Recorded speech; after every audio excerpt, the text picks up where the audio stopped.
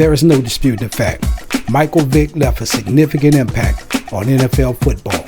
However, a decade before Vick's rise, there was another trailblazer who revolutionized the quarterback position in college sports, leaving a lasting mark in NCAA history. This incredible individual achieved an NCAA record that remains unbroken to this day. He led his team to victory against the mighty Alabama Crimson Tide, breaking their 57-game winning streak and handing them their very first defeat on their home soil since 1963. The story I'm about to share is centered around a true legend from the Sipp, who paved the way for the dual-threat quarterback. Being a black quarterback leading a predominantly white high school in the Deep South during the late 70s was rare. Even more remarkable was his journey as a black quarterback leading a major college team in Mississippi. Reggie Collier's achievements make him exceptional on so many levels. Those who know, know. As a fellow Sippian, I feel compelled to pass down this inspiring story to the younger generations who might not be aware that the modern-day quarterback position in the NFL traces its roots back to Reggie Collier's groundbreaking performances at one of Mississippi's prominent PWIs, the University of Southern Mississippi. His jersey number is one of only 3 that have been retired, and he rightfully holds a place in Mississippi Sports Hall of Fame. Reggie Collier's legacy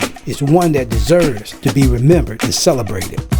Reggie Collier was the first collegiate quarterback to achieve the extraordinary feat throwing and passing for over 1,000 yards in a single season. His precise throws and strategic decision-making on the field set new standards for excellence in the game. Before Reggie Collier, the quarterback position was all about being a traditional pocket passer. The idea of a quarterback running and creating plays with his legs was almost unheard of. Reggie's ability to not only throw with precision, but to also take off and make dynamic runs downfield revolutionized the game. He was a game changer.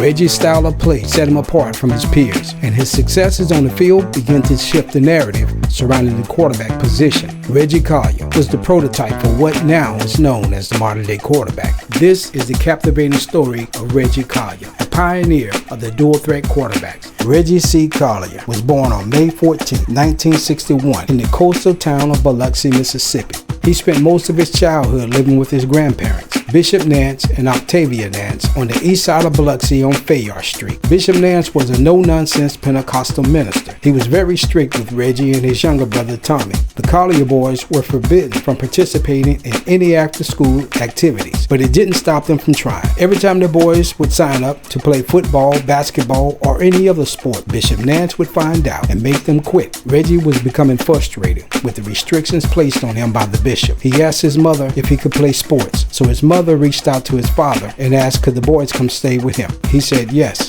Reggie made the move to D'Iberville in the 10th grade. He didn't have much interest in playing football. Reggie played basketball for the D'Iberville Warriors, but during the spring he signed up for football, but things didn't go well. Collier broke his collarbone, and after injuring his collarbone, Reggie was done with football forever. But quitting what he started was not going to fly with his dad. According to Reggie, my dad had this principle: if you start something, you finished it. So Reggie stayed the course. The following year, Reggie was back on the gridiron. 4 games into the season, and once again, he breaks his collarbone. But this time, it was the other one. Talk about adversity. Again, Reggie pondered the idea of hanging up his cleats for good. Word got back to his coach, and Coach Singleton called him into his office and asked if he was quitting the team. Reggie said no. Things began to fall in place for Collier during his senior year at D'Iberville. The Warriors went undefeated. Reggie said that he was at the right place at the right time, surrounded by great teammates and a coach that believed in him. Think about it. Reggie Collier never played organized sports until the 10th grade. He was green, and for Coach Singleton to decide to play him as a starting quarterback was crazy or courageous, depending on your perspective. I doubt there were many high schools in Mississippi with a starting black quarterback in the late 70s. Reggie said to this day he has tremendous respect for Coach Singleton. Collier finished his high school year with an undefeated year. Not bad for a guy who only played 14 games his entire life. That memorable year at D'Iberville didn't spark much interest from major colleges, but there were a few: Tulane, Jackson State, Alcorn, Southern Miss, and Delta State. The decision came down to Delta State and Southern Miss. Reggie was interested in both programs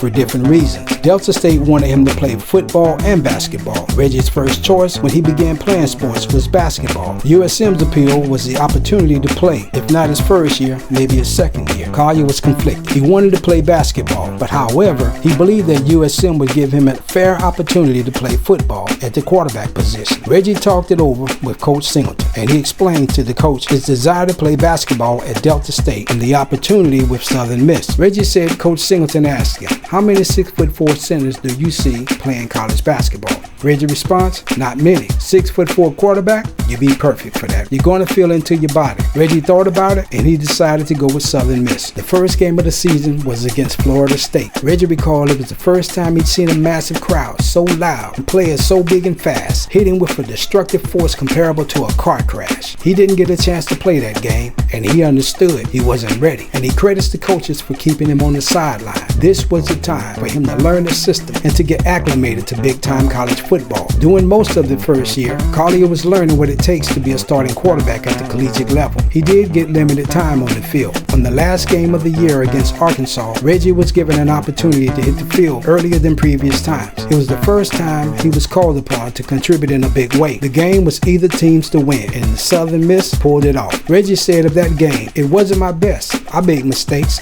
but to be out there on the field, playing in a game that mattered was great motivation. From that day forward, I was on the field, and I was determined not to do anything for them to pull me off."